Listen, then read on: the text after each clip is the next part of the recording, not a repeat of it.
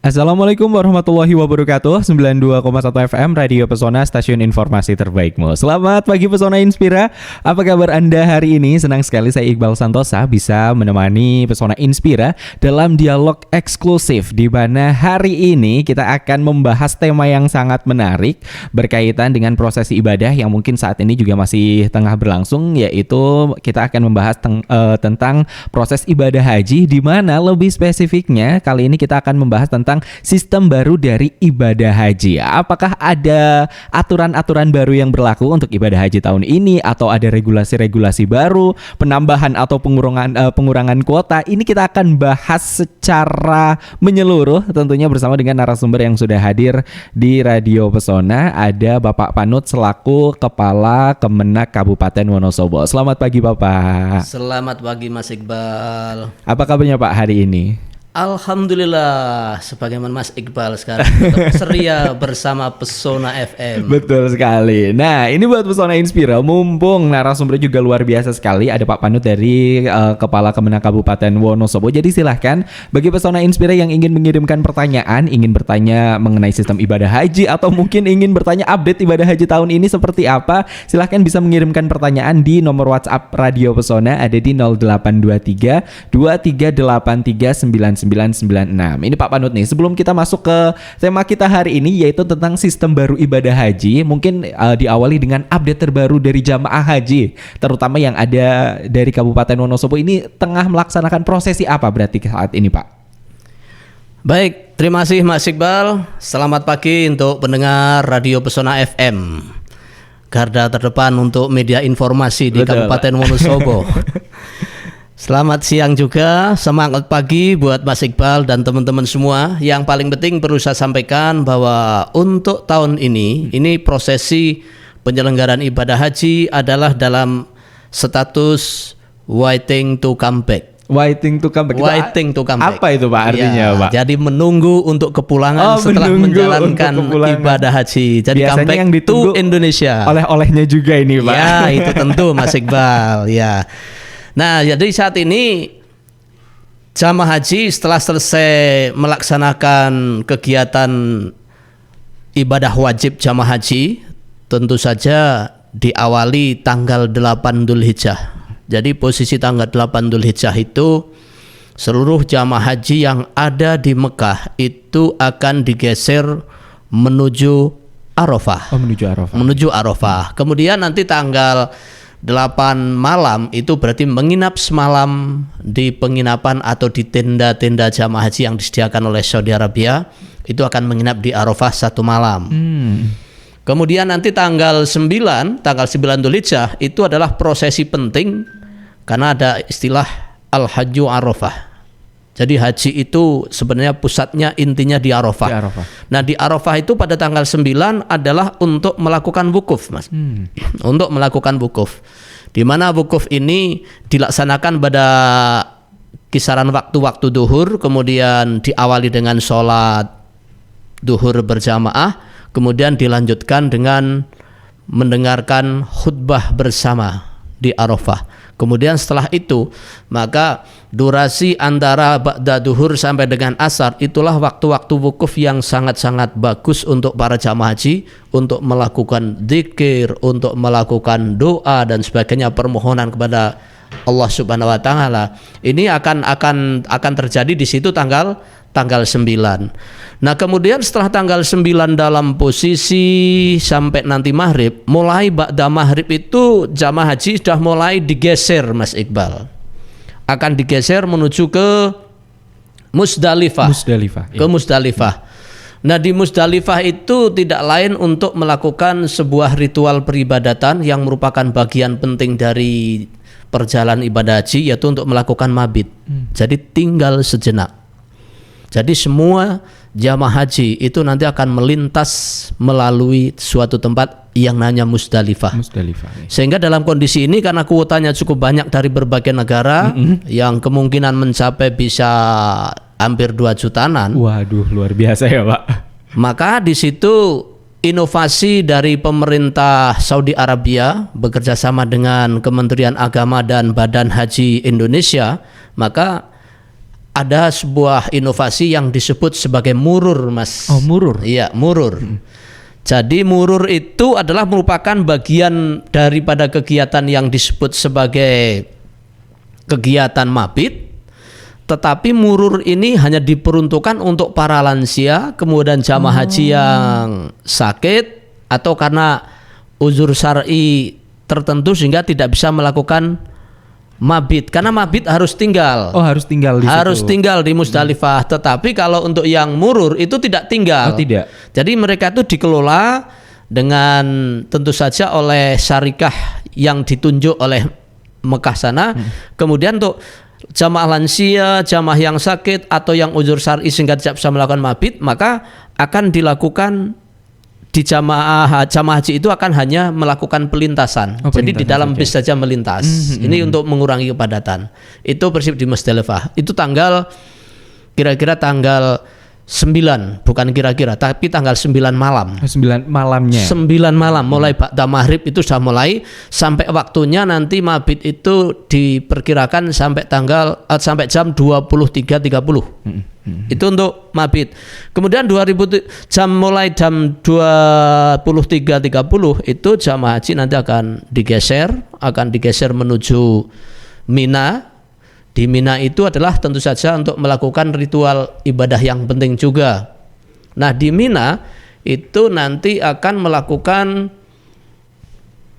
lontar jumroh. Oh, lontar jumroh. Ya. Lontar jumroh. Tetapi karena kepadatan maka lontar jumroh itu sudah dijadwal. Oh, ada dari berbagai waktu-waktunya negara. sendiri. Iya, ada waktunya. Oke. Ini karena untuk mengurangi atau lebih efisien lebih safety-nya. Lebih tertata juga Iya, seperti tertata itu, ya, dan safety ini. Karena kalau tidak nanti akan menimbulkan sebagaimana tahun lalu pernah itu di Mina itu kan terjadi Oh iya, kepadatan.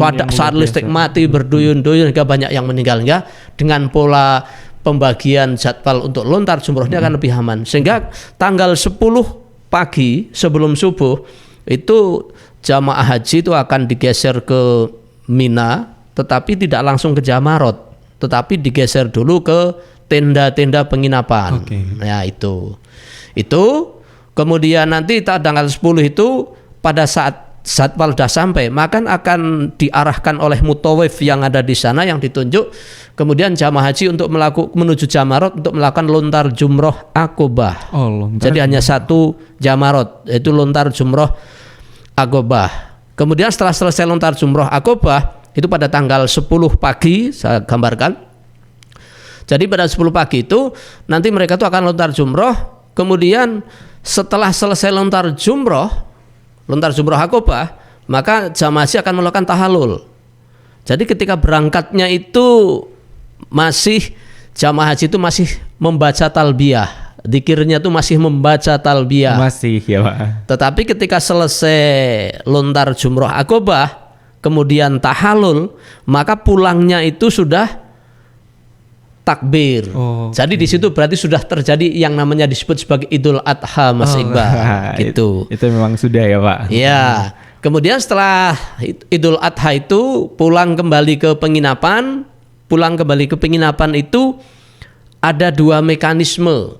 Kalau mekanisme yang paling pertama itu ada yang disebut sebagai nafar awal. Ada yang nafar sani. Jadi nafar awal itu para jamaah haji ketika sudah lontar jumroh yang Aqobah, maka pada hari kedua dia akan lontar jumroh tiga jumroh, ula, wusta, Aqobah, akan pulang kembali ke penginapan.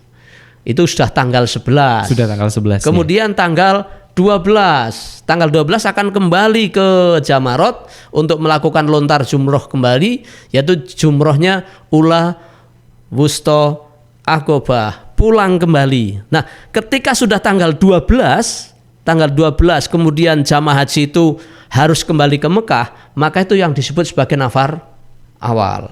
Kalau nafar sani, maka setelah tanggal 12 masih menginap. Oh, itu sudah kembali. Ya, menginap. Tapi harus tanggal 13 berangkat lagi ke Jamarot, lontar jumroh kembali. Jadi ula, wusta, Aqobah. Kemudian baru mereka akan kembali ke Mekah. Makanya nih skemanya kan termasuk kerikilnya itu kan berbeda, Mas. Kalau anu kan 70 kalau yang 70. lontar jumroh yang nafar sani. Kalau yang nafar awal kan hanya 2 kali 21 kan 42, 42. ditambah 7 untuk akobah, maka terjadi 49. 9. Iya betul. Nah, itu bedanya Mas Iqbal. Oke. Itu jadi ritual haji saat ini, kemudian setelah itu selesai dan saat sekarang ini adalah posisi sudah selesai melaksanakan ritual di Armusna. Oke. Berarti jamaah haji tinggal punya satu hal yang harus dilakukan ibadah, yaitu setelah selesai nafar awal maupun nafar sani, maka punya hal yang wajib hukumnya dilaksanakan, yaitu yang disebut sebagai lontar yang namanya tawaf ifadah. Tawaf ifadah itu merupakan tawaf penutup bagi kegiatan ibadah haji. Nah, tawaf ifadah ini ada skema baru ketika di Armusna, tentu saja ketika di Jamarot itu termasuk yang inovasi baru adalah yang disebut sebagai tanazul, Mas Iqbal.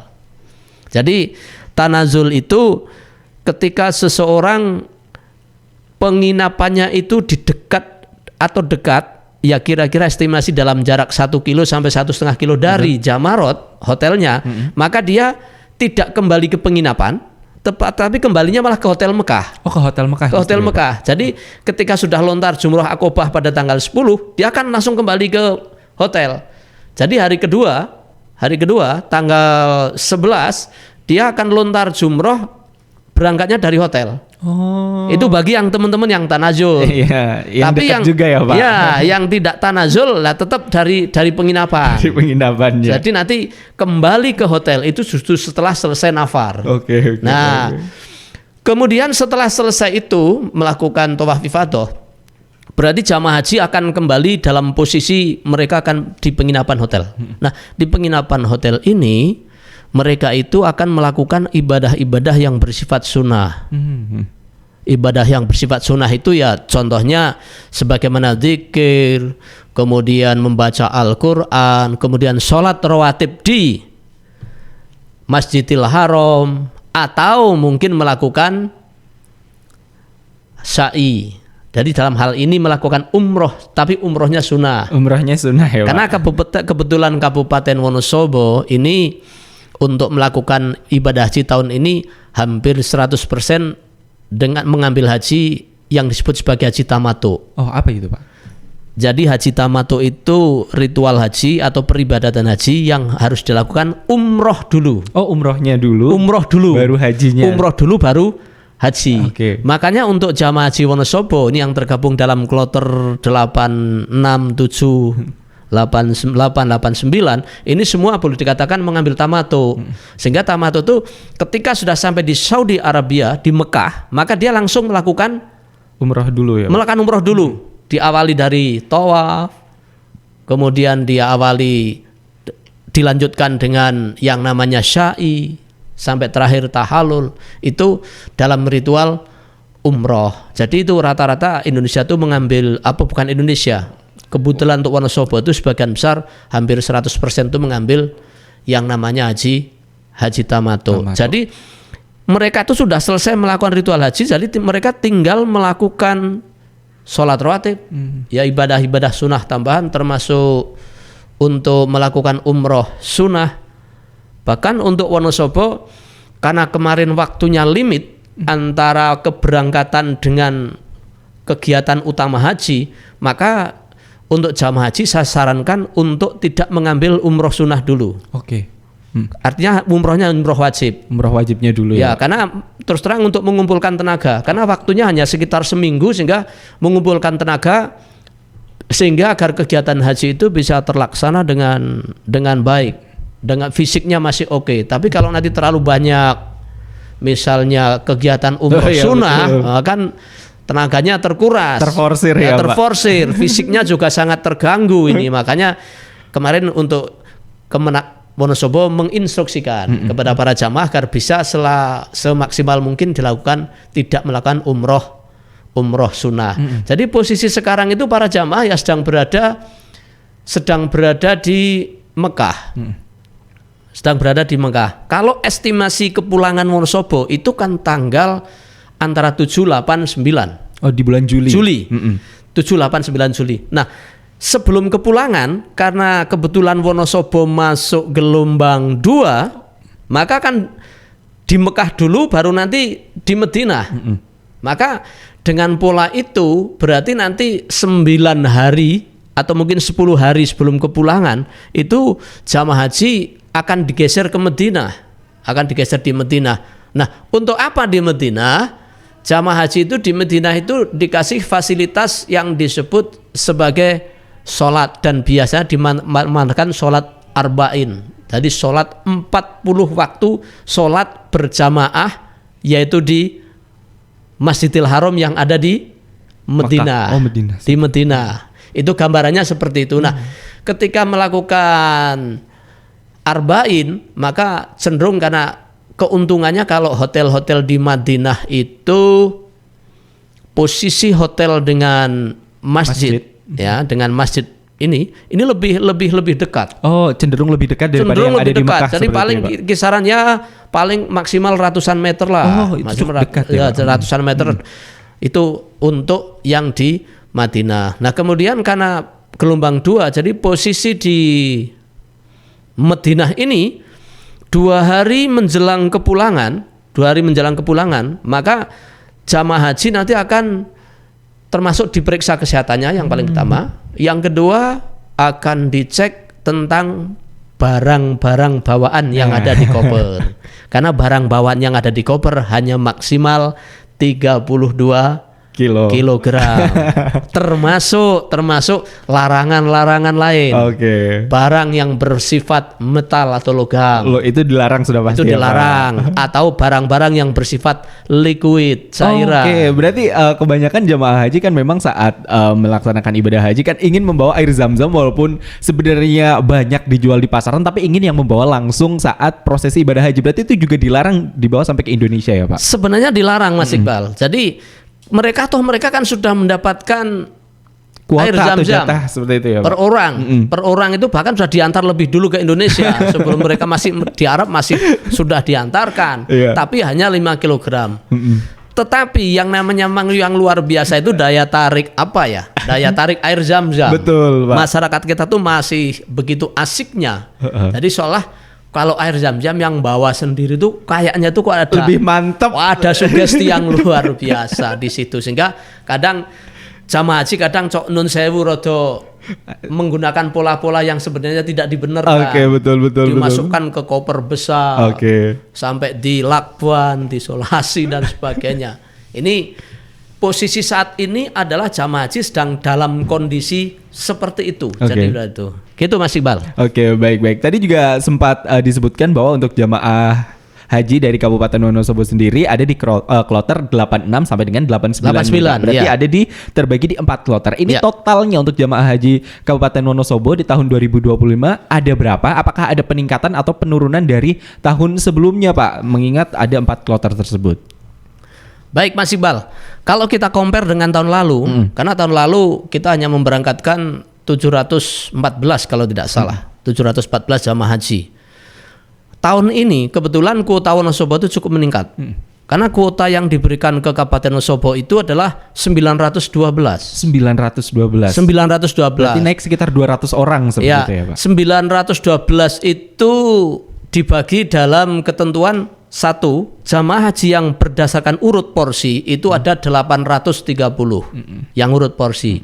Kemudian karena kebijakan nasional itu ada prioritas lansia, prioritas lansia, kita kebetulan untuk Wonosobo yang prioritas lansianya ada 82. Oke, ini untuk lansianya range usianya dari berapa sampai berapa, Pak? Lah ini yang menarik.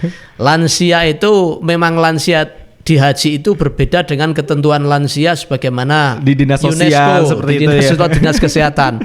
Kalau di sana kan ketentuannya mungkin 58 atau 60 mungkin itu kan. Sudah lansia ya, Pak. Sudah lansia, termasuk saya mestinya udah hampir masuk lansia nih. Tetapi kalau di haji itu justru karena saking banyaknya jamaah haji yang sudah tua-tua sehingga prioritas lansia yang bisa diberangkatkan oleh pemerintah khusus untuk Kabupaten Wonosobo ya sebenarnya secara umum itu justru yang paling muda itu baru 84 tahun. 84 Oh, tahun. itu yang dapat prioritas Mas Iqbal. Lansia termuda. Termuda, bayangkan 84 tahun. Nah, tapi karena ini kebijakan pemerintah Mas itu ya kita ikuti. Kita ikuti saja. Termasuk kemarin kita mendapatkan cadangan 237. Nah, untuk cadangan ini mengapa haji ada cadangan? Jadi cadangan itu setiap mereka yang masuk dalam kuota cadangan, maka yang bersangkutan harus menandatangani sebuah ya semacam kayak fakta integritas lah.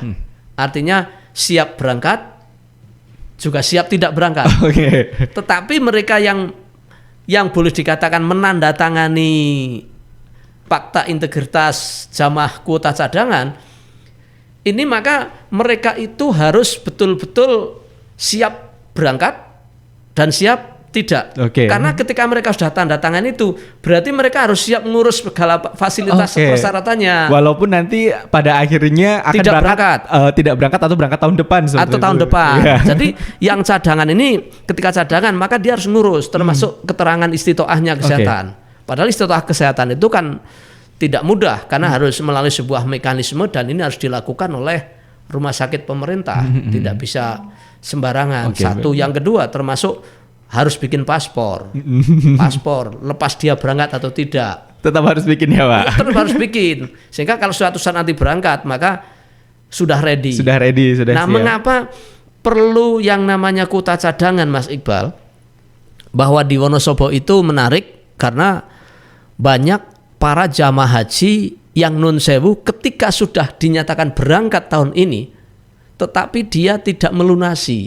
Oh, Nah. oke. Berarti kebanyakan kasus gagal berangkatnya gara-gara itu ya, Pak? Nah, jadi tidak kalau itu berarti bukan gagal berangkat, tapi dia menyatakan tidak melunasi sehingga tidak siap berangkat sekarang. Itu karena menyangkut nun sewu kan finansial. Finansial, betul. Dan kalau pengamatan saya ini rata-rata nun sewu orang mendaftar haji itu banyak orang mendaftar haji tapi hanya karena termotivasi untuk melakukan ibadah haji tapi tidak dipersiapkan dari sisi finansial. Sehingga mereka tuh beranggapan kalau sudah daftar 25 juta sing penting nunggu berangkat. Tapi mereka tuh kadang ya sebenarnya saya juga tidak sepakat juga. Kadang anggapannya gini, gue sing penting pas mangkat. Mestinya ketika seorang jamaah haji itu kan tahu porsi dia berangkat tahun berapa. Mestinya kan harus ada tahapan-tahapan yang harus dipersiapkan. Ada estimasinya juga Ya, estimasi kira-kira kan. seperti Jadi itu ya, Pak. ada planningnya. Ini manajemen orang mau jamaah haji itu kan harus di situ. Berarti kan. sebelum tahun ini saya sudah melunasinya. Mestinya seperti itu. bukan hanya pelunasan, Mas Iqbal. Karena orang jamaah haji itu non sewu tidak hanya pelunasan, tetapi justru dana-dana pendamping yang harus dikeluarkan. Contohnya misalnya Wonosobo itu memang unik. Ketika orang mau berangkat haji itu kan banyak tamu. Oh iya, betul Iya sekali. kan, nah Betul di situ sekali. termasuk dana pendamping. Belum orang jamaah itu mesti kan mempersiapkan sangu untuk di sana. betul. Yang ketiga, yang di rumah kan mau ndak mau secara hukum kan kudune ditinggali. Oh iya, betul. Nah, betul, ini kadang betul, yang betul. tidak diperhitungkan oleh jamaah haji. Oke, berarti hal-hal yang mungkin sifatnya bukan primer tapi sekunder tapi harus Sekunder tapi itu boleh dikatakan malah jadi primer jadi mestinya. primer, karena jadi primer. adanya kebiasaan atau budaya yang berlaku di masyarakat terutama di Wonosobo seperti itu. Itu ya, Mas Pak? Iqbal. Jadi budaya yang kadang non sewu kurang siap dari sisi jamaah itu di situ itu. Jadi orang jamaah haji apalagi kayak tahun ini misalnya. Ini kebetulan tahun ini kan uang yang harus dibayarkan sekitar 55 juta kan. Kalau sudah mendaftar kan baru 25 juta. Kalau 25 juta berarti kan harus melunasi itu kan 30 juta paling tidak. Kalau 30 juta berangkat 2 orang kan sudah 60 juta. Oh iya, untuk berdua itu. Itu hanya untuk melunasi. Melunasi. Nanti untuk sangu. Belum yang lain. Untuk kegiatan pra di rumah, kemudian untuk oleh-oleh dan sebagainya, Nah, iya. ninggali sing di rumah lah Nah. itu. Ini satu hal yang memang harus masyarakat ketahui itu Mas Iqbal ya. Betul. Baik. Untuk prosesi pemberangkatan sendiri tadi sempat dijelaskan bahwa ada cadangannya juga. Berarti walaupun dia posisinya sebagai cadangan, tetap harus melalui proses manasik dan lain sebagainya, walaupun belum tentu akan berangkat di tahun ini, Pak. Oke, baik. Gini Mas Iqbal, jadi untuk yang cadangan itu rata-rata kan mereka tuh ibarat porsinya tuh nyaris diberangkatkan. Nyaris Diberangkatkan. Ini biasanya rata-rata mereka sudah mengikuti manasik, Mas Iqbal. Karena teman-teman KBIHU itu rata-rata ngambil data dari kami itu, misalnya inilah tahun 2026 itu teman-teman KBIHU sudah mulai minta data dari kami. Estimasi yang memungkinkan besok kira-kira siapa saja, sehingga mereka langsung menghubungi mereka-mereka yang dimungkinkan masuk dalam porsi keberangkatan berikutnya, sehingga mereka sudah langsung didaftarkan di dalam kelompok bimbingan ibadah haji itu untuk melakukan manasik. Itu Mas Iqbal. Berarti kalau misalnya saat ini saya sudah berada di cadangan dan sudah melalui proses manasik, dilalahnya saya tidak diberangkatkan tahun ini, apakah di tahun depan saya masih harus manasik lagi, Pak? Sebenarnya gini, kalau manasik itu kan bawa jamaah haji itu sebenarnya nun sewu. Kalaupun tidak mengikuti manasik di KBIHU, sebenarnya nanti yang wajib diberikan manasik dari pemerintah itu ada. Di 2 kali di tingkat kabupaten massal, kemudian nanti ada kalau tidak salah 4 kali yang dilakukan di tingkat kecamatan. Di kecamatan. Sehingga saya rasa yang sudah berangkat apakah tahun depan harus mengikuti manasik lagi? Saya rasa tidak perlu. Ya kalau ikut manasik ya enggak baik juga, karena ini untuk memberikan ilmu-ilmu dan tentang pemahaman perjalanan ibadah haji kan. Saya rasa malah lebih bagus kayak gitu Mas Iqbal. Baik. Kemudian untuk prosesi sebelum keberangkatan, tentang cek kesehatan segala sesuatunya, apakah ada perbedaan antara tahun lalu dengan tahun ini atau ada inovasi-inovasi baru tentang mungkin vaksinasi dan lain sebagainya, Pak? Baik. Untuk cek kesehatan itu yang sering disebut sebagai lebih nanti endingnya kan surat istitoah. Istitoah itu adalah merupakan surat yang dinyatakan bahwa orang itu mampu untuk menjalankan ibadah haji secara kesehatan. Sebenarnya tahun ini itu tidak jauh berbeda, tetapi tahun ini masih hampir sama menggunakan tahun lalu, karena tahun lalu juga pasca haji tahun 2022 itu kan yang pertama setelah pandemi COVID. Betul. Maka di sana diberlakukan yang namanya sertifikat vaksin. Nah, sertifikat vaksin itu boleh dikatakan wajib. Nah, yang jadi problema ada saudara-saudara kita yang kemarin divaksin tidak mau. Ya kan, orang-orang tua yang mungkin tidak melakukan. Maka yang kayak gini adalah diperlakukan khusus, kami kerjasama dengan Dinas Kesehatan, sehingga Dinas Kesehatan akan memberikan surat keterangan bahwa orang ini memang belum divaksin, sehingga itu dijadikan dasar sebagai surat itu. Itu yang pertama. Kemudian yang kedua yang agak berbeda itu di 2 tahun ini termasuk kalau meningitis kan selalu, Tahun ini termasuk untuk vaksin polio. Oh, ada polionya juga, Pak? Vaksin polio. Mengapa vaksin polio ini sangat-sangat rasional, Mas Iqbal? Bahwa haji ini kan boleh dikatakan merupakan ibadah yang bersifat fisik. Ibadah yang bersifat fisik, maka ketika orang pangapunten polio kan tidak bisa jalan. Iya, betul. Ini kan akan mengganggu peribadatan, mungkin malah bisa mengganggu orang lain dan sebagainya. Maka untuk polio itu sekarang imunisasinya boleh dikatakan wajib. Kemudian sekarang istitoah juga tahun ini saya dengan teman-teman Dinas Kesehatan memberikan gambaran karena istitoah itu lebih ditegaskan kembali. Artinya untuk mengurangi resiko mereka di daerah istitoah, tapi nanti ketika sampai di Donohudan malah tidak istitoah. Ini kan bisa jadi.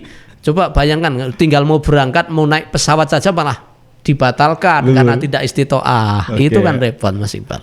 Baik. Mungkin sebelum kita jeda iklan, mungkin pertanyaan terakhir, Pak. Untuk tadi kan total jamaah hajinya ada 912 ya, Pak. Kuotanya ya, dari Kabupaten Wonosobo. Dengan 912 jamaah haji dari Kabupaten Wonosobo, ini ada berapa pendamping yang memang diikut sertakan dari Kabupaten Wonosobo sendiri untuk mendampingi para jamaah yang memang totalnya cukup banyak? Pak? Baik. Kalau ideal, Mas Iqbal, ideal itu kan per kloter, per kelompok terbang, itu mestinya harus pendampingnya itu kan harus 1 ketua kloter, kemudian 1 pembimbing ibadah haji, kemudian 1 dokter, 2 nakes. Ini yang ideal. Idealnya gitu. Belum ditambah nanti pendamping haji daerah atau petugas haji daerah. Nah, untuk tahun ini karena memang ada pengurangan petugas. Oke, berarti itu kebijakan salah satu yang berbeda juga ya, Pak? Iya, makanya untuk Wonosobo hanya tim pemandu haji itu sebagai ketua kloter itu hanya 3. Oke. Padahal kita kelompok terbangnya kan ada 86, 7, 88, 89, ada 4. Mestinya 4. Tapi kita hanya 3. Kemudian tim pembimbing ibadah haji itu kan idealnya itu kan per kloter. Mestinya kalau 4 ya pembimbing ibadahnya ya 4. Tapi Wonosobo hanya dicatat 2. Oke. Kemudian termasuk ini PHD. Kalau PHD sih ini tidak ngaruhi karena PHD itu kan berkaitan dengan anggaran APBD. Betul. Kalau anggaran APBD-nya mampu berapapun kan tidak masalah. Bisa saja ya, Pak. Tapi APBD biasanya sudah ditentukan dari provinsi. Idealnya daerah itu berapa.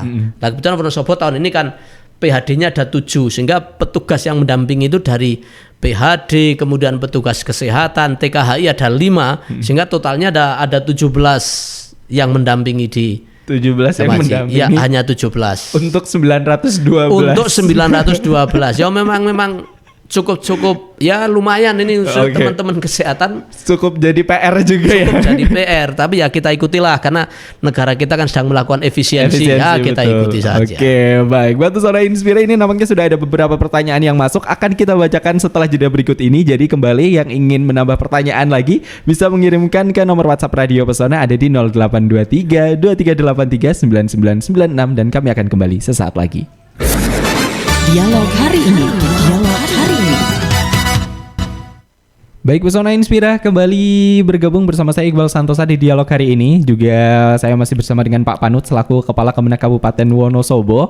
Kami masih membahas tentang sistem baru ibadah haji 2025 serta update untuk bagaimana keadaan para jamaah haji yang terutama berasal dari Kabupaten Wonosobo saat ini. Nah, seperti yang saya sebutkan sebelum jeda iklan bahwa sudah ada beberapa pertanyaan yang masuk di nomor WhatsApp Radio Pesona ada di 0823 2383 9996. Mari kita akan jawab satu persatu ini bersama dengan Pak Panut.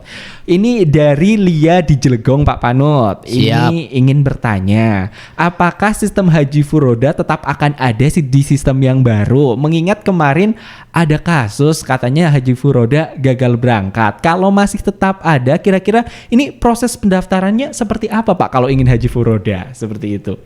Baik.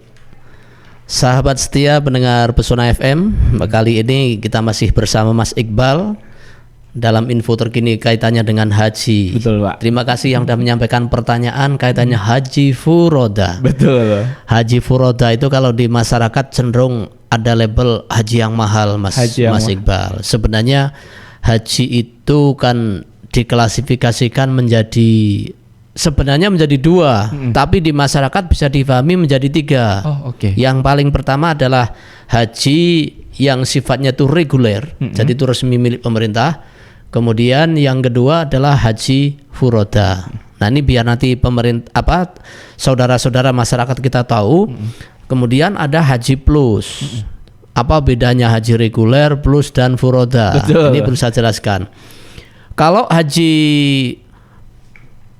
yang reguler sama haji plus sebenarnya sama, Mas Iqbal. Sama. Karena kuota haji yang diberikan oleh pemerintah Saudi Arabia misalnya untuk Indonesia kan tahun ini kalau tidak salah diberi kuota itu kan 221.000 jamaah haji. Nah, 221.000 jamaah haji itu nanti akan diberikan kepada jamaah haji reguler dan jamaah haji plus. Nah, atau yang disebut ibadah haji khusus. Nah, yang khusus ini sebagaimana ketentuan di undang-undang itu hanya 8%. Hanya 8%. 8% dari seluruh kuota nasional. Itu yang paling pertama. Sehingga kalau haji plus itu sebenarnya lebih aman. Karena masyarakat kadang tidak tahu furoda itu seolah juga dianggap haji plus. Ya memang haji plus karena memang ada fasilitas-fasilitas yang berbeda. Tetapi kalau haji plus itu sebenarnya itu kuota reguler yang diberikan kepada penyelenggara ibadah haji khusus, ya, penyelenggara ibadah haji khusus, kemudian nanti yang diberikan kepada masyarakat yang memang sudah siap.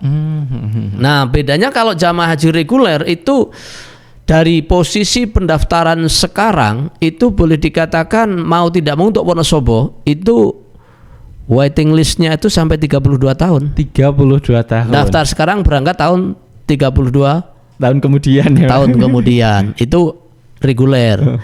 Kemudian haji khusus atau ibadah haji khusus atau yang disebut sebagai plus, ini sebenarnya sekarang aja kalau di Wonosobo yang mohon maaf ini penantiannya masih sampai 4 atau 5 tahun Mas Iqbal. 4 atau 5 tahun. 4-5 tahun itu saja dengan anggaran yang berbeda. Kalau haji reguler itu kan hanya mendaftar itu kan untuk mendapatkan porsi itu hanya 25 juta. Nanti tinggal melunasinya berapa lah itu tergantung nanti pada saat tahun tersebut. Ya, itu akan berbeda-beda. Jadi tidak bisa sekarang orang daftar haji wah cuma 50 juta berarti nanti sakuranya 30 juta. Tidak demikian, apalagi 32 tahun yang ke depan kan kita tidak tahu nanti naiknya berapa kita kan tidak tahu. Itu haji reguler dan haji plus. Nah, kemudian haji plus masih menunggu kisaran 4-5 tahun. Kemudian haji plus ini kalau saya lihat rata-rata yang di Wonosobo ini, karena haji plus itu kalau menurut hitung-hitungan di pemerintah itu yang logis itu paling tidak kisaran 200 sampai 300 juta Mas Iqbal. 200 sampai 300 juta. Makanya saya minta dengan Mat untuk edukasi masyarakat, kalau ada yang nawari haji plus kok misalnya hanya membayar 100 juta atau mungkin 150 itu menimbulkan tanda tanya. Patut dicurigai. Patut dicurigai, itu cenderung bisa tidak berangkat. Karena haji plus itu memang berkisar antara 200 sampai 300 juta. Nah, fakta di lapangan kemarin kemudian dari kalau tidak salah PPIHK ya, ibadah haji khusus dari Biro Bas Wonosobo itu memberangkatkan, setelah saya tanya itu mereka nunggu 4 tahun.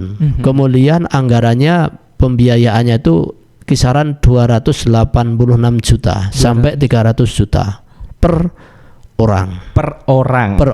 Itu yang haji reguler. Jadi reguler itu termasuk plus itu sebenarnya masuk haji reguler khusus. Ya. Masih dalam naungannya. Masih dalam naungan Kemenak juga karena ya, kuotanya juga dibahkan oleh itu. Jadi insya Allah titik aman. Tapi yang furoda lah ini, furoda. Ini Pak, ini sebenarnya furoda ini haji yang seperti apa ini Pak? Jadi haji furoda itu gini Mas Iqbal. Haji furoda itu kan ini kebijakan pemerintah Saudi Arabia. Betul. Jadi ibaratnya kuota ini saya tak kasihkan lah, ibaratnya kalau saya Arab ya karena dengan Mas Iqbal itu sohib, lu tak kasih kuota haji furoda misalnya kan gitu kan, kuota berapa misalnya lah. Ini akhirnya nanti akan dijual kepada yang mampu membayar. Yang mampu. Ini furoda lah. Furoda tahun ini memang boleh dikatakan ya mengasihkan. Jadi furoda itu boleh dikatakan mengaji mahal, seolah-olah mendapatkan undangan khusus dari raja. Ya memang iya, itu memang kuota yang diberikan dari kuota sana dan itu terlepas dari kuota. Dari yang Kementerian Agama, dari pemerintah itu memang lepas. Ya. Jadi pemerintah hanya pengendaliannya di mungkin IMIPAS ya, Kementerian IMIPAS karena menyangkut dengan paspor, kemudian visa, keimigrasian kan hanya di situ. Itu Mas Iqbal. Oke, baik. Kemudian pertanyaan yang kedua ini masih berkaitan dengan haji furoda. Kalau tadi kan sudah dijelaskan nih tentang perbedaan haji furoda dengan haji plus. Ini pertanyaannya dari Mbak Dewi di Kalikajar. Kalau kemarin kan ada kasus haji furoda yang gagal berangkat. Itu sebenarnya gara-gara apa Pak gagal berangkat, dan apakah di Kabupaten Wonosobo ini ada yang terkena dampaknya? Nah, kalau misalnya gagal berangkat, apakah dari Kemenak juga bisa membantu untuk pengembalian dana atau seperti apa ini Pak? Baik, satu-satu nanti Mas Iqbal ya. Kalau ada pertanyaan yang lupa tolong saya diingatkan. Yang paling pertama gini, haji furoda itu mengapa kemarin gagal berangkat? Jadi kebetulan untuk pemerintah Saudi Arabia ini memang 2 tahun ini adalah dalam rangka untuk perbaikan penyelenggaraan haji boleh dikatakan seluruh dunia. Jadi biar lebih nyaman, sehingga menimbulkan beberapa kebijakan. Nah, dari tahun yang lalu, pengalaman tahun yang lalu, ternyata ada, bahkan tidak hanya ada, banyak jamaah haji yang melakukan ibadah haji tetapi tidak menggunakan visa haji. Ini sebenarnya berawal dari situ Mas Iqbal. Oke. Nah kemudian ketika mereka menjalankan ibadah haji tidak menggunakan visa yang legal, visa haji, maka dia akhirnya kan dikeluarkan. Nah, tahun ini lebih ketat kembali. Saya melihat berita atau mendengar berita di televisi itu tahun ini yang dideportasi itu cukup banyak. Oh, berarti sudah sampai sana tapi Iya. dipulangkan. Bahkan bukan angka sedikit, mencapai 205.000 Ribuan di ya. Mekah. Wow. 205.000 itu yang dideportasi, pokoknya tidak boleh masuk. Nah, biasanya untuk yang tidak masuk ini, mereka tuh akan terutama akan difilter itu ketika mendekati kegiatan di Armusna. Ini bisa akan difilter, dan bahkan sekarang filternya tidak di Armusna. Lebih awal lagi ya, Pak. Sekarang malah di masuk Mekah, masuk Masjidil Haram, itu sekarang udah difilter. Oh, oke. Cara filternya gimana? Sekarang menggunakan yang disebut sebagai kartu nusuk. Kartu nusuk itu semacam kayak tiket, Mas Iqbal. Tiket masuk dalam sebuah tempat tertentu. Kalau tidak punya itu ya tidak bisa masuk. Oh, oke. Ini kemarin udah sampai di situ. Nah, makanya untuk tahun ini, untuk membatasi itu kan terjadi adanya sekarang itu kemarin luar biasa pengetatannya oleh Saudi Arabia. Gitu, Mas Iqbal. Oke. Nah, ini tentang di Kabupaten Wonosobo, apakah ada yang menjadi korban haji furoda yang gagal berangkat juga, Pak? Ada, Mas Iqbal. Oh, ada. Berapa orang, Pak? Kalau berapa orang saya kurang tahu pasti, karena ini mohon maaf, kami Kemenak kan tidak memiliki kewenangan untuk itu, karena furoda itu kan memang udah lepas. Saya hanya tahu ketika mohon maaf menjelang keberangkatan haji, saya itu kan sebagaimana tradisi di Wonosobo, kalau mau ada orang haji kan kita tilik biasanya yang kuyung berikan doa kan. Nah, waktu itu yang tahun 2025 ini saya ke tempat temen itu mau berangkat haji, saya tanya ikut kloter berapa, dia tidak bisa jawab. Lo kok nggak ngerti kloternya? Iya, karena saya ikut ini lah. Oke, baik. Ikut kiai ini itu. Oh ya.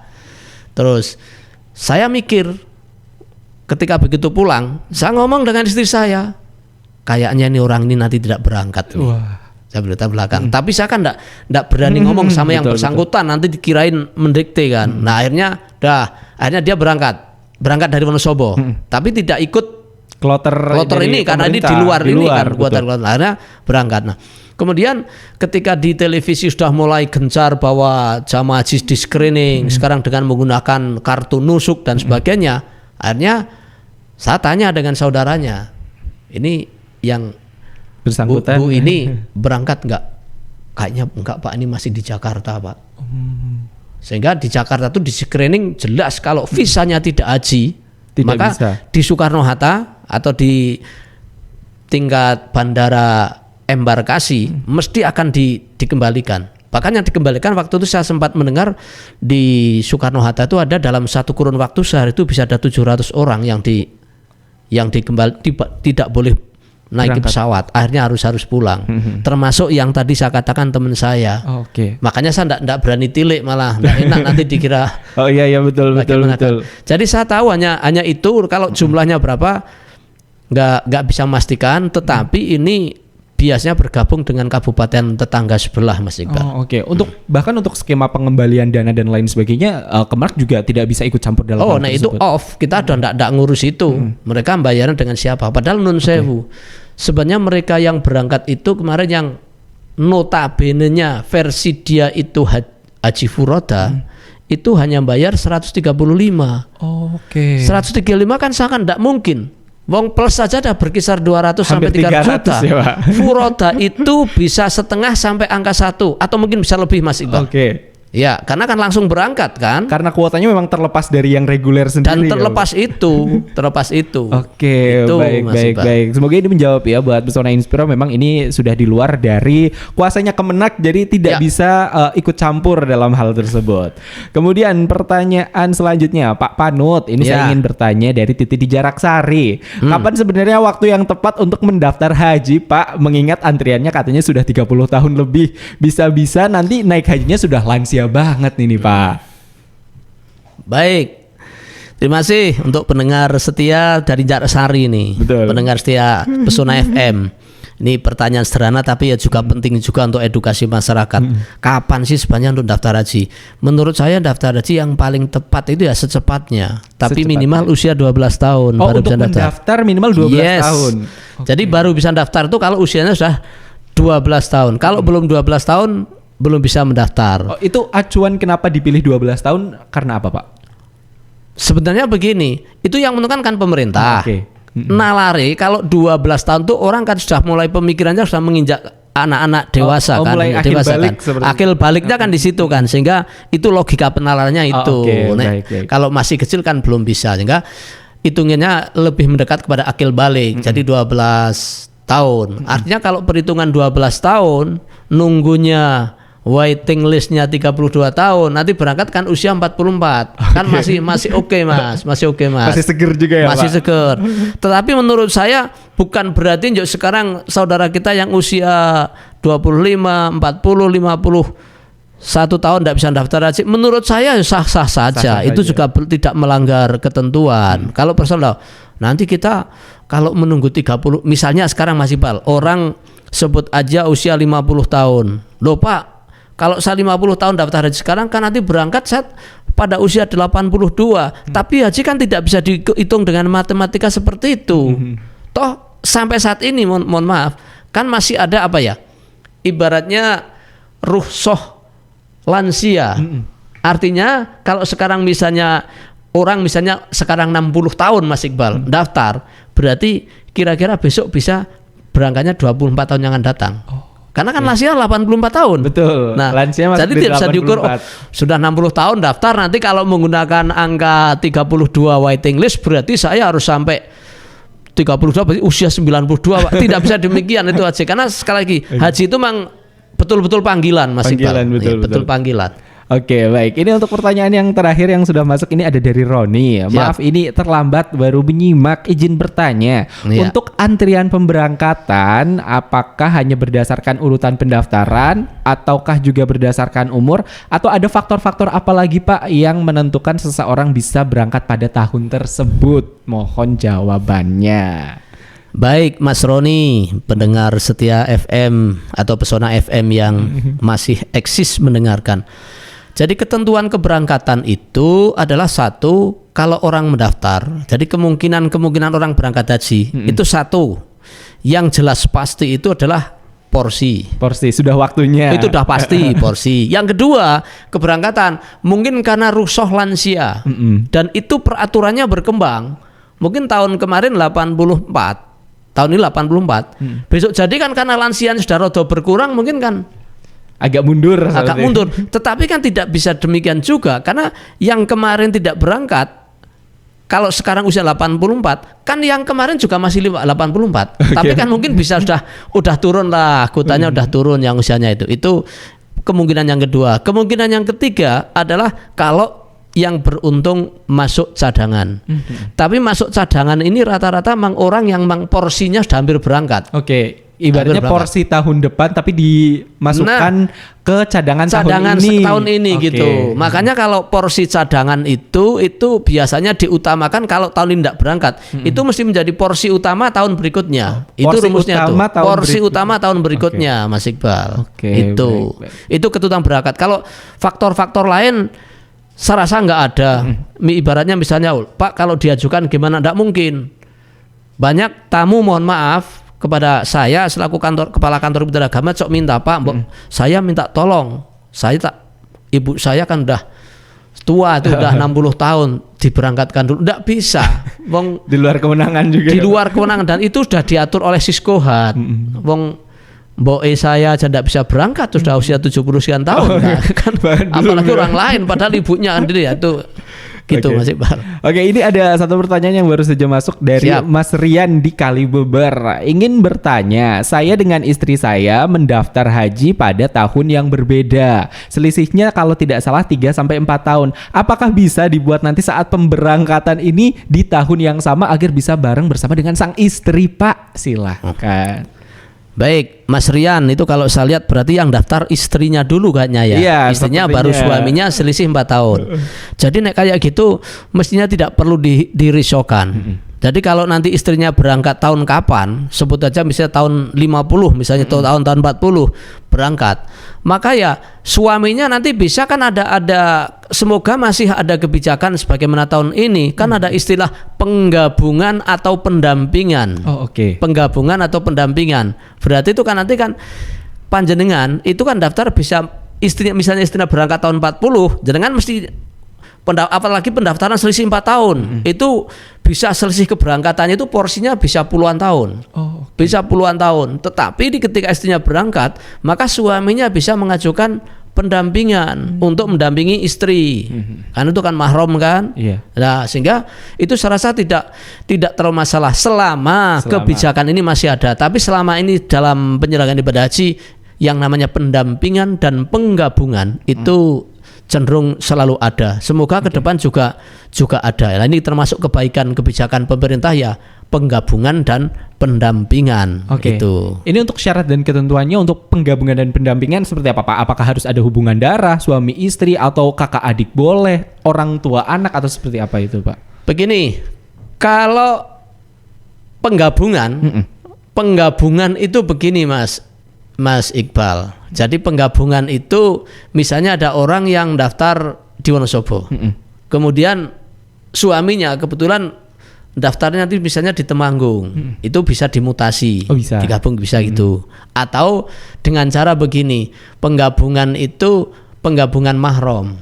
Jadi intinya penggabungan mahram itu yang bisa digabungkan yaitu kalau secara hukum Islam ya yang tidak bisa dinikah. Oh, oke. Itu berarti mahram. Itu penggabungan. Nah, rumus atau syarat lain adalah orang yang mau menggabungi atau mendampingi itu syaratnya bahwa pada saat keberangkatan yang mau mendampingi maupun yang menggabungi itu harus dalam usia sudah 5 tahun sebelumnya itu sudah daftar. 5 tahun sebelumnya. Kalau kurang 5 tahun, kurang sehari pun itu tidak bisa. Sehari pun nggak boleh. Sehari pun nggak bisa. Oke. Jadi itu.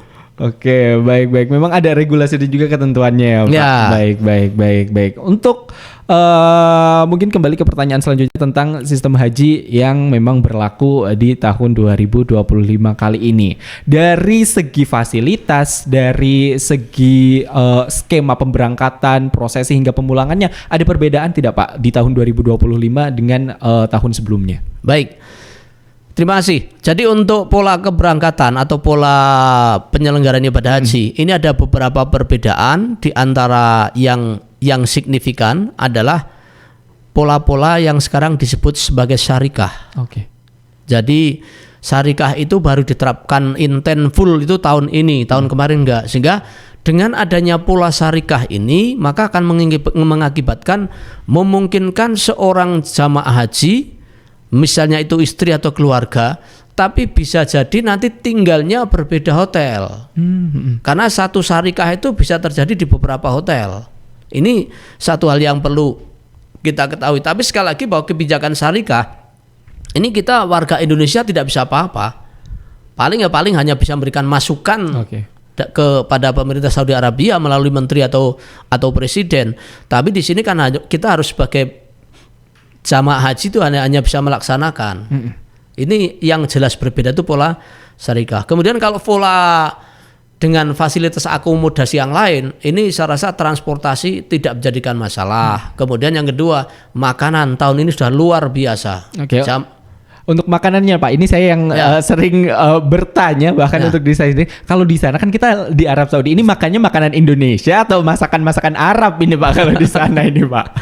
Jadi gini Mas Iqbal, kalau makanan itu kalau sekarang itu justru Indonesia inovasinya luar biasa.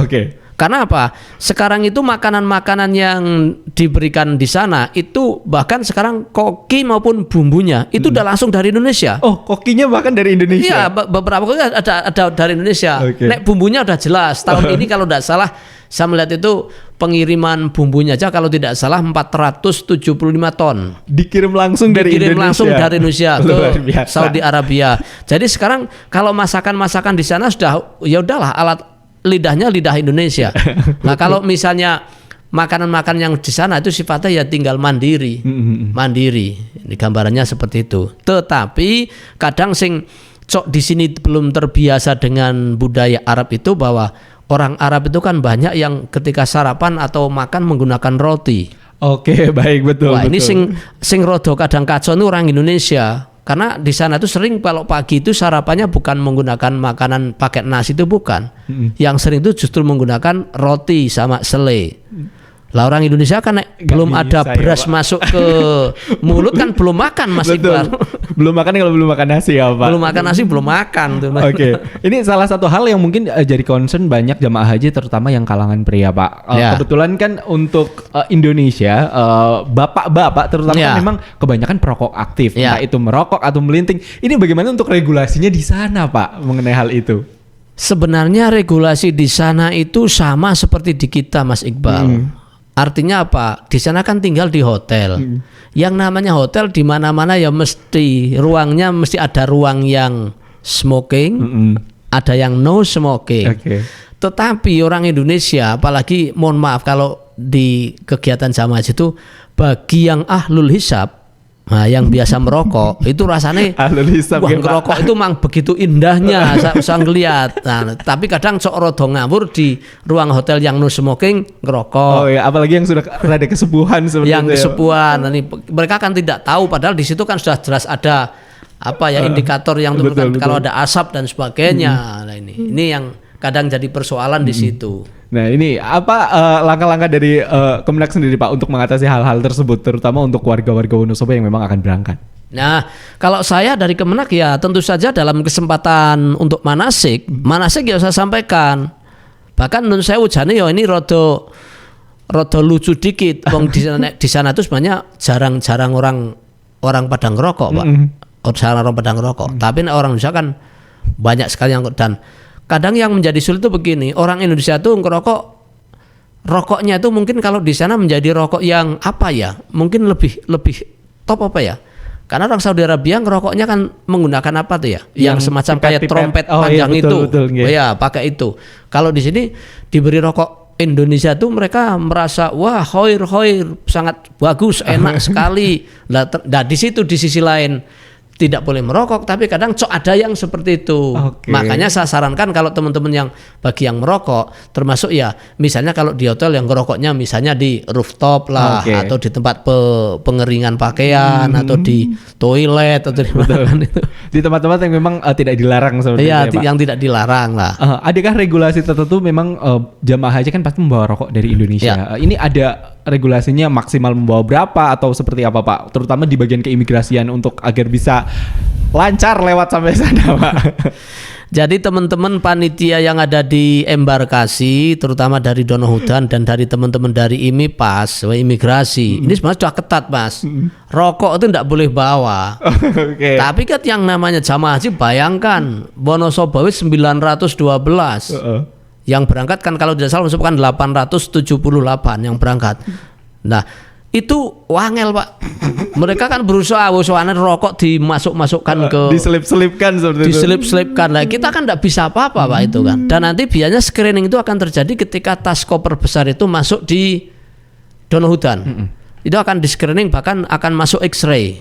Nah, kadang di X-ray itu juga kadang sulit, Pak, mengatakan satu sisi tidak boleh bawa rokok, tapi lepas sensor bisa masuk X-ray kan. Kita Oke. kan kadang sulit. Karena sana pun juga ndak mau tahu, tetapi biasanya rokok yang biasanya akan diambil dan dikeluarkan itu kalau rokok yang sifatnya masih dalam bentuk slop, Mas. Oh, yang dalam bentuk Dalam bentuk slop. Tapi kalau udah urean misalnya bungkusan itu biasanya nggak akan nggak akan dianu ini Oke. karena ya mereka juga mikirkan juga manusia ini kasihan kan gitu kan. Kata yang biasanya setiap saat Iya. merokok seperti itu ya, Pasti Pak? ada. Itu. Oke, baik. Kemudian untuk update jamaah haji dari Kabupaten Wonosobo saat ini, kondisinya seperti apa, Pak? Apakah ada kendala yang dihadapi atau kemarin ada kabar berita nampaknya ada yang meninggal dunia juga, Pak, di sana. Ini untuk Oke. update-nya sendiri seperti apa kondisinya saat ini? Baik.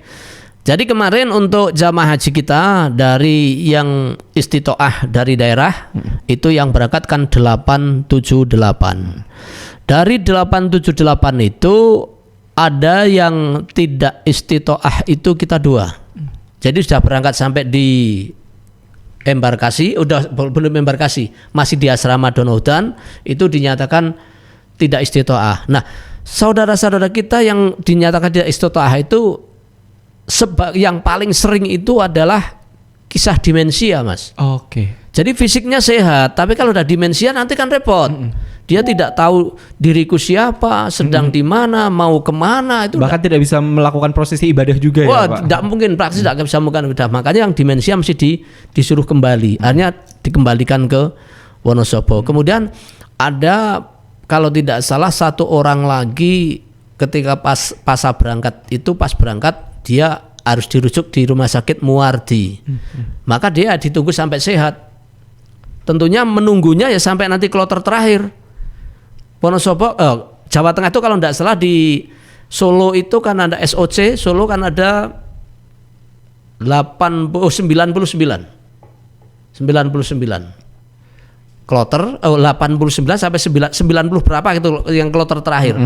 Jadi kalau ditunggu nanti kloter misalnya sampai 94 kok dia masih belum sakit, maka dia dinyatakan tidak bisa berangkat. Oke. Tidak istitoah. Tapi kalau nanti sampai kloter maka akan diberangkatkan, biasanya dibarengke dengan kloter yang namanya kloter Sabu Jagat. Jadi kloter Sabu Jagat itu biasanya dihuni oleh orang-orang yang full masalah. Diberangkatkan di kloter terakhir Kloter biasanya. terakhir. Oke, baik. Ini mengenai update ini Pak, jamaah haji asal Wonosobo katanya ada yang meninggal. Apakah itu benar? Baik. Jadi untuk jamaah haji Wonosobo itu ada yang meninggal dan kebetulan kami juga sudah melakukan koordinasi bahkan takziah di tempatnya. Itu satu ada orang dari Kali Kajar, Dagajar, kemudian kemarin yang terakhir dari Kelerang. Oke, berarti ada 2 orang ya Pak? Ada 2 orang. Dan kita tinggal menunggu COD-nya. Certificate of Death-nya tinggal tunggu. Karena nanti untuk jamaah haji yang meninggal di Saudi Arabia, maka mereka akan berhak mendapatkan asuransi. Asuransinya yo dengan gambaran yo sebesar pembiayaan jamaah haji. Jadi estimasinya ya kurang lebih bisa menerima sekitar 55 jutaan sekitar itu Mas Iqbal. Jadi nanti untuk mencairkan itu kan harus ada, nanti kan ketika kami harus membantu kembali, jadi orang yang jamaah haji meninggal di sana, nanti setelah ada COD-nya, Certificate of Death-nya, maka kan kami sarankan yang bersangkutan untuk ngurus surat kematian di Dukcapil. Lah dari surat Dukcapil itu nanti yang untuk mengurus asuransinya, termasuk nanti kan ada ahli warisnya barang, itu kan ada mekanisme yang sudah tertentu. Oke, untuk korban sendiri berarti memang sudah lansia itu Pak? Memang kebetulan keduanya memang sudah lansia, sudah lansia. Hanya kalau yang meninggal kemarin yang dari Kali Kajar itu kebetulan memang udah dari sebelumnya tuh memang udah nganu. Ketika mau berangkat aja memang udah sakit di rumah. Kalau yang Sedo kemarin yang terakhir ini malah yang dari Kelerang nih boleh dikatakan yo nggak ada gejala. Nggak ada gejala ketika berangkat tuh nggak ada. Tapi untuk pemakaman sendiri memang di sana ya Pak? Kalau pemakaman yang berangkat di sana tetap harus dimakamkan di sana. Biasanya di makam Makla apa ya? Makla. Untuk prosesnya sendiri berarti sudah berlangsung, tinggal menerima Certificate of Death-nya sendiri dan kepengurusan untuk asuransi dan lain sebagainya. Sudah. Jadi ketika ada jamaah kita haji yang meninggal Mas, jadi dari petugas yang mengikuti di Mekah itu biasanya saya akan meminta untuk bukti fisik prosesinya, pemulasarannya, mulai dari memandikan, kemudian mulai dengan menyolatkan. Biasanya kan kalau yang meninggal di sana disolatkan di Masjidil Haram secara bersama-sama, karena di sana pada saat itu ya banyak sekali Mas, banyak sekali, tidak hanya 1-2, bisa puluhan seluruh Indonesia. Oke, baik Pak. Memang tadi sudah banyak juga yang kita bahas mengenai perbedaan dari sistem baru ibadah haji di tahun 2025 dan juga di tahun 2024 atau tahun sebelumnya. Dan untuk update-nya sendiri yang terbaru, insya Allah untuk jamaah haji asal Kabupaten Wonosobo akan pulang di kisaran tanggal 7 ya Pak? 789 di bulan Juli. Jadi berarti dimulai dari kloter 86 dulu gitu. Ya, 86 dulu. Oke, mungkin terakhir Pak sebelum kita menutup perjumpaan kita di siang hari ini, himbauannya untuk jamaah yang akan berangkat dan juga mungkin agar jamaah haji yang sedang di sana pun bisa lebih khusyuk dalam beribadah Pak. Jadi silakan untuk himbauan yang sedang beribadah haji dan juga untuk orang-orang yang akan berangkat di tahun depan Pak. Baik. Khususnya kalau himbauan kita dari Kementerian Agama kepada jamaah haji yang masih berada di Saudi Arabia, pastikan nanti untuk pemulangannya itu adalah ikuti aturan penerbangan. Barang apa yang tidak boleh dibawa, barang apa yang bisa dibawa, itu harus bisa ditepati. Yang paling pertama. Kemudian yang kedua, pastikan tonase tas besar, koper besar itu harus memenuhi aturan. Karena kalau tidak, nanti mesti tas itu akan dibredel, akan dikurangi, sehingga menjadi maksimal 32. Itu bagi teman-teman yang ada di sana. Kemudian pesan saya khususnya kepada jamaah haji yang akan berangkat di Indonesia, nanti saya minta dengan hormat, khususnya saudara-saudaraku yang masuk kuota di tahun 2026, maka pastikan mulai sekarang juga biasakan dengan pola hidup sehat. Wah, betul. Itu yang paling penting. Oke, baik. Terima kasih untuk Pak Panut selaku Kepala Kemenak Kabupaten Wonosobo atas kesempatannya hari ini, luar biasa. Ini himbauannya tadi, ingat buat warga Wonosobo khususnya yang insya Allah akan berangkat di tahun 2026, mulai menerapkan pola hidup sehat sedari sekarang ya Pak. Iya, dari sekarang. Dari sekarang biar nanti waktu berangkat memang sudah dalam kondisi siap. Terima kasih kepada Pesona Inspira yang sudah mendengarkan untuk talk show kita pada siang hari ini. Terima kasih juga kepada Pak Panut atas informasinya. Nantikan talk show selanjutnya tentunya dengan tema-tema yang tidak kalah menarik, tentunya hanya di 92,1 FM Radio Pesona, stasiun informasi terbaikmu. Saya Iqbal Santosa pamit. Wassalamualaikum warahmatullahi wabarakatuh.